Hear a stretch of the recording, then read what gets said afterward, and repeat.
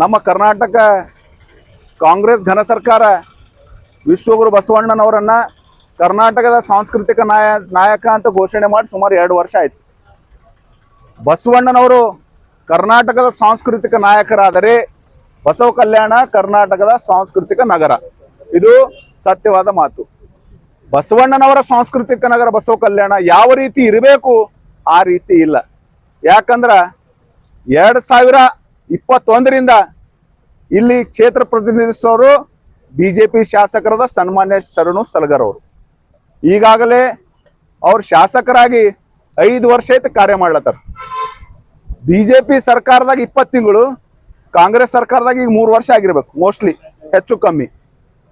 20 ತಿಂಗಳಲ್ಲಿ ಅವ್ರಿಗೆ ವರ್ಷಿಗ KKRDB ಇಂದ 40 ಕೋಟಿ ಅನುದಾನ ಬಂದದ್ದು. 20 ತಿಂಗಳು ಬಿಜೆಪಿ ಆಡಳಿತದಲ್ಲಿ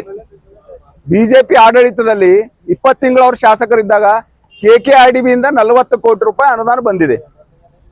ಆದ್ರೆ ಕಳೆದ 23ರಿಂದ 3 ವರ್ಷಗಳ ಕಾಲ KKRDB ಇಂದ ಬಂದಂತ ಅನುದಾನ ಸುಮಾರು 250 ಕೋಟಿ ರೂಪಾಯಿ ಸಮೀಪಿದೆ, ಹೆಚ್ಚು ಕಮ್ಮಿ. ಆ 250 ಕೋಟಿಯಲ್ಲಿ ನಾರಾಯಣಪುರ ಕ್ರಾಸ್ದಿಂದ ನಾಗಣ್ಣ ಕಟ್ಟೆವರೆಗೆ, ಸಸ್ತಾಪುರ ಬಂಗಲಾಯಿಂದ ಕೋಟೆವರೆಗೆ, ಇವು 2 ಬಸವ ಕಲ್ಯಾಣದ ಮುಖ್ಯ ರಸ್ತೆಗಳು. ಇವು ಯಾವ ಮುಖ್ಯ ರಸ್ತೆಗಳು? ಬಸವ ಕಲ್ಯಾಣ ನಗರ ನೋಡ್ಬೇಕಂದ್ರೆ 2 ಮುಖ್ಯ ರಸ್ತೆಗಳು. 2 ಮುಖ್ಯ ರಸ್ತೆಗಳ ಪರಿಸ್ಥಿತಿ ದಯನೀಯವಾದಂತ ಪರಿಸ್ಥಿತಿ ಅದ. ಆದ್ರ ಬಸವ ಕಲ್ಯಾಣ ಜನತೆಯ ಒಂದು ಮನವಿಗೆ ಸ್ಪಂದಿಸಿದಂತ ಅಭಿವೃದ್ಧಿ ಹರಿಕಾರರು, ನಮ್ಮ ಜಿಲ್ಲೆಯ ಉಸ್ತುವಾರಿ ಸಚಿವರು ಆದಂತ ಸನ್ಮಾನ್ಯ ಶ್ರೀ ಈಶ್ವರ್ ಖಂಡ್ರೆ ಅವರು ಎಲ್ಲರ ಮನವಿಗೆ ಸ್ಪಂದಿಸಿ ನಾರಾಯಣಪುರ ಕ್ರಾಸ್ದಿಂದ ನಾಗಣ್ಣ ಕಟ್ಟೆವರೆಗೆ 3 ಕೋಟಿ ರೂಪಾಯಿ ಸ್ವಂತ KKRDB ಅವರ ಅನುದಾನ ಬಸವ ಕಲ್ಯಾಣ ಕೊಟ್ಟು ಆ ರಸ್ತೆಯನ್ನು ಸಂಪೂರ್ಣವಾಗಿ ಅಭಿವೃದ್ಧಿ ಪಡಿಸಿದ್ದಾರೆ. ಆದ್ರೆ ಉಳಿದಿರೋದು ಸಸ್ತಾಪುರ ಬಂಗ್ಲಾದಿಂದ ಕೋಟೆವರೆಗೆ. ಸನ್ಮಾನ್ಯ ಶಾಸಕರಿಗೆ 250 ಕೋಟಿ ರೂಪಾಯಿ ಅನುದಾನ ಬಂದರೂ ಕೂಡ ಈ ರಸ್ತೆ ಅವ್ರಿಗೆ ಕಾಣ್ತಾ ಇಲ್ಲ. ಯಾಕಂದ್ರೆ ಅವರು ಅಡ್ಡಾಡೋದು ಇದೇ ರಸ್ತೆಯಲ್ಲಿ. ಅವ್ರ ಕಾರ್ಯ ಕಚೇರಿ ಇರೋದಿಲ್ಲೇ, ಶಾಸಕರ ಕಚೇರಿ ಇಲ್ಲೇ, ಅವ್ರ ನಿವಾಸ ಇರೋದಿಲ್ಲೇ. ಆದ್ರೂ ಈ ರಸ್ತೆ ಯಾಕೆ ಕಾಣ್ತಾ ಇಲ್ಲ? ಇದು ಒಂದು ಬಸವ ಕಲ್ಯಾಣ ಜನತೆಗೆ ಇರುತ್ತೆ ಯಕ್ಷ ಪ್ರಶ್ನೆ. ಇದರಿಂದ ಇರೋ ಉದ್ದೇಶ ಆದ್ರೂ ಏನು ನೋಡ್ರಿ. ಸರಳವಾಗಿ ನಮ್ಮ ಬಸವ ಕಲ್ಯಾಣ ವಿಧಾನಸಭಾ ಕ್ಷೇತ್ರದಾಗ ಸ್ವಲ್ಪ ತಾವು ಅಡ್ಡಾಡಿದ್ರಿ ಅಂದ್ರೆ ಯಾವುದೇ ಊರಿಗೆ ಹೋಗಿ ಕೇಳ್ರಿ, ಬಸವ ಕಲ್ಯಾಣದಲ್ಲಿ ಗುತ್ತೇದಾರ ಯಾರ ಅಂತ ಕೇಳ್ರಿ. ಈ ರಸ್ತೆ, ಚರಂಡಿ, ಬಿಲ್ಡಿಂಗ್ಸು ಇವ್ರು ಯಾರು ಮಾಡ್ಲತ್ತಾರ? ಈ ಚರಂಡಿ ಇದ್ರದೆಲ್ಲ ಗುತ್ತಿಗೆದಾರ ಯಾರ ಅಂತ ಕೇಳಿದನ ಎಲ್ಲ ಒಂದು ಸಣ್ಣ ಮಗುಗ್ನು ಕೇಳಿ ಎಲ್ಲೋ ಒಂದೇ ಉತ್ತರ ಕೊಡ್ತಾರ, ಬಸವ ಕಲ್ಯಾಣದ ಒಬ್ಬರೇ ಗುತ್ತೇದಾರ. ಅವ್ರು MLA ಅನ್ಬೇಕಾ ಗುತ್ತೇದಾರ ಅನ್ಬೇಕಂಬುದೇ ಬಹಳ ದೊಡ್ಡ ಗೊಂದಲದಾಗ ಅದ ಜನತೆ. ಯಾಕಂದ್ರೆ ಅನ್ಅಥರೈಸ್ ಕ್ಲಾಸ್ 1 ಕಾಂಟ್ರಾಕ್ಟರ್ ಯಾರಪ್ಪ ಅಂದ್ರೆ ಬಸವ ಕಲ್ಯಾಣ ಶಾಸಕರಾದ ಸನ್ಮಾನ್ಯ ಶ್ರೀ ಶರಣು ಸಲಗರ್ ಅವರು. ಸ್ಪಷ್ಟವಾಗಿ ಹೇಳತ್ತೀನಿ, ಇದು ಸುಳ್ಳಿತ್ತಂದ್ರೆ ಬಹಿರಂಗವಾಗಿ ನನ್ನ ಜೊತೆ ಚರ್ಚೆಗೆ ಬರ್ಲಕ್ಕೆ ಹೇಳ್ರಿ. ಇವತ್ತು ಬೇಸಿಗೆ ಹೋಯ್ತು, 4 ತಿಂಗಳು ನೀರಿಂದ ಹಾಹಾಕಾರ ಆಯ್ತು ಕ್ಷೇತ್ರ ತುಂಬ. ಬಸವ ಕಲ್ಯಾಣ ವಿಧಾನಸಭಾ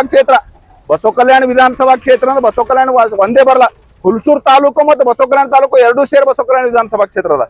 ನೀರಿಂದ ಹಾಹಾಕಾರ ಆಯ್ತು, ಯಾವುದೇ ಕ್ರಿಯಾ ಯೋಜನೆ ಇಲ್ಲ. ಬಿತ್ತನೆ ಸಮಯ ಬಂತ ರೈತರಿಗ ಬಿತ್ತನೆ ಬೀಜ, ರಸಗೊಬ್ಬರ ಯಾವ ರೀತಿ ಸರಬರಾಜು ಆಲತ್ತದ ಇಲ್ಲ ನೋಡುವಂತ ಸೌಜನ್ಯನು ಕೂಡ ಅವ್ರು ಮಾಡಿಲ್ಲ.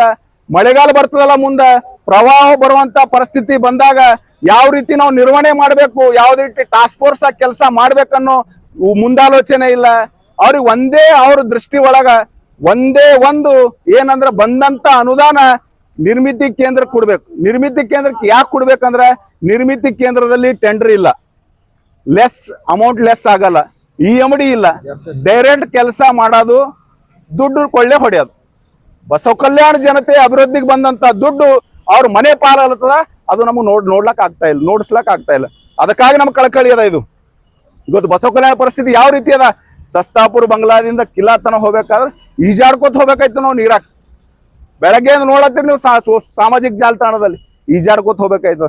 ಆದ್ರೆ ಅವರ ಕಾರ್ಯಕರ್ತರು, ಅವ್ರ ಅಭಿಮಾನಿಗಳು ಶರಣು ಸಲಗರ್ ಅವ್ರಿಗೆ ಏನಂತ ಕರೀಲತ್ತಾರ ಅಂದ್ರೆ ಅಭಿವೃದ್ಧಿ ಹರಿಕಾರ, ನವಕಲ್ಯಾಣದ ಕನಸುಗಾರ.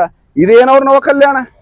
ಹಿಂದೆ ಸನ್ಮಾನ್ಯ ಶ್ರೀ ಬಸವರಾಜ ಪಾಟೀಲ್ ಅಟ್ಟೂರ್ ಅವರು ಶಾಸಕರಾಗಿ ಸಚಿವರಾಗಿ ಕೆಲಸ ಮಾಡ್ರು, ಮಾರುತಿರಾವ್ ಮುಳೆ ಅವರು ಶಾಸಕರಾಗಿ ಕೆಲಸ ಮಾಡ್ರು, ಬಿ ನಾರಾಯಣರಾವ್ ಅವರು ಶಾಸಕರಾಗಿ ಕೆಲಸ ಮಾಡ್ರು, ಮಲ್ಲಿಕಾರ್ಜುನ್ ಖುಬಾ ಅವರು ಶಾಸಕರಾಗಿ ಕೆಲಸ ಮಾಡ್ರು, ಅನ್ನಪೂರ್ಣ ರಕ್ತೆ ಅವರು ಶಾಸಕರಾಗಿ ಕೆಲಸ ಮಾಡ್ರು, ಸಿದ್ದರಾಮಪ್ಪ ಖುಬಾವರಾದ್ರು, ಬಾಪುರಾವ್ ಹುಲ್ಸೂರ್ಕರ್ ಆದ್ರು, ಇವರೆಲ್ಲ ತಮ್ಮ ತಮ್ಮ ಒಂದು ಯೋಗದಾನ ಬಸವ ಕಲ್ಯಾಣ ನಗರ ಕೊಟ್ಟು ಬಸವ ಕಲ್ಯಾಣ ನಗರವನ್ನು ಸುಂದರವಾಗಿ ನಿರ್ಮಾಣ ಮಾಡಿ ಇವತ್ತು ಕರ್ನಾಟಕ ರಾಜ್ಯದಲ್ಲಿ ಹೆಸರುವಾಸಿಯಾದಂತ ನಗರ ಮಾಡ್ಲಕ್ ಶ್ರಮ ಪಟ್ರು.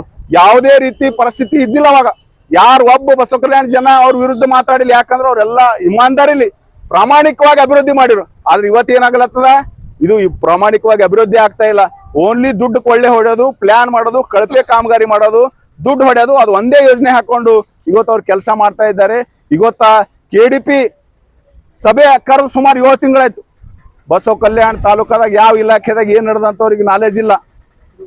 ಯಾಕಂದ್ರ ಅವ್ರೀಗ ಬಸವ ಕಲ್ಯಾಣ ಅಭಿವೃದ್ಧಿ ಪಡಿಸ್ಬೇಕು ಅನ್ನೋ ಬದ್ಧತೆ ಇಲ್ಲ, ಪ್ರಾಮಾಣಿಕತೆ ಇಲ್ಲ. ಅವ್ರ ಯೋಜನೆನೇ 1 ಪಾಯಿಂಟ್ ಪ್ರೋಗ್ರಾಮ್. ಓನ್ಲಿ ಅವ್ರ ದೃಷ್ಟಿ ನಿರ್ಮಿತಿ ಕೇಂದ್ರ ಕಡೆ ದುಡ್ಡು ಹಾಕೋದು, ಅಲ್ಲಿ ಡ್ರಾ ಮಾಡ್ಕೊಬೋದು, ಅಷ್ಟೇ ಕೆಲಸ ಹಿಡ್ದಾರ. ಎಲ್ಲರೂ ಇವತ್ತ ಇಡೀ ಬಸವ ಕಲ್ಯಾಣ ಮತ್ತು ಹುಲ್ಸೂರು ತಾಲೂಕಿನ ಜನತೆ ಬೇಸತ್ ಹೋಗ್ಯದ. ಬರುವಂತ 2028 ಚುನಾವಣೆಯಲ್ಲಿ ಅವ್ರಿಗೆ ಮನ್ಯಾಗ ಕೂಡ್ಸೋದು ಪಕ್ಕ. ಅವ್ರಿಗೆ ಬರ್ಕೊಂಡಿಟ್ಕೊಂಬಲ್ಲ ಏನದ ಇಷ್ಟೆಲ್ಲ ತಾಳಿದೆವು, ಇನ್ನೊಂದ್ ಥೋಡೆ ದಿನ ತಾಳತ್ತೇವು. ನಿಮ್ಮ ಅಂತಿಮ ದಿನಗಳವ ಇವು ರಾಜಕಾರಣದಾಗ. ತಾವು ಕಲಬುರಗಿ ಕಡೆ ಮುಖ ಮಾಡಿರಿ, ನಮಗ ಅದು ಗೊತ್ತಾಗತ್ತ, ತಮಗೂ ಗೊತ್ತಾಗ್ಯದ. ಮುಂದಿನ ಚುನಾವಣೆದಾಗ ಅವ್ರು ಗೆದ್ದಲ್ಲ ಅಂತ ಹೇಳಿ ಅವ್ರಿಗೂ ಗೊತ್ತದ. ಅದಕ್ಕೆ ಅವರು ಓನ್ಲಿ 1 ಪಾಯಿಂಟ್ ಪ್ರೋಗ್ರಾಮ್ ಹಿಡಿದಾರ. ಕೆಲಸ ಮಾಡಿ ದುಡ್ಡು ಗಳಿಸ್ಬೇಕಂಬೋದು ಒಂದೇ ಒಂದು ಪ್ರೋಗ್ರಾಮ್ ಹಿಡ್ಕೊಂಡು ಅವ್ರು ಅಡ್ಡಾಡ್ಲತ್ತಾರ. ಮುಂಬರುವ ದಿನಗಳಲ್ಲಿ ಎಲ್ಲ ಬಸವ ಕಲ್ಯಾಣ ಜನತೆ ಪಕ್ಷಾತೀತವಾಗಿ ಬಸವ ಕಲ್ಯಾಣದ ಒಂದು ಅಭಿಮಾನ ಇಟ್ಟುಕೊಂಡು ಅವ್ರಿಗೆ ಮನಿ ಕಳಿಸ್ಲಕ್ಕೆ ಎಲ್ಲರೂ ಪಣ ತೊಟ್ಟರ ಅಂತ ಹೇಳಿ ಈ ಸಂದರ್ಭದಲ್ಲಿ ಹೇಳ್ತಾ ಇದ್ದೀನಿ.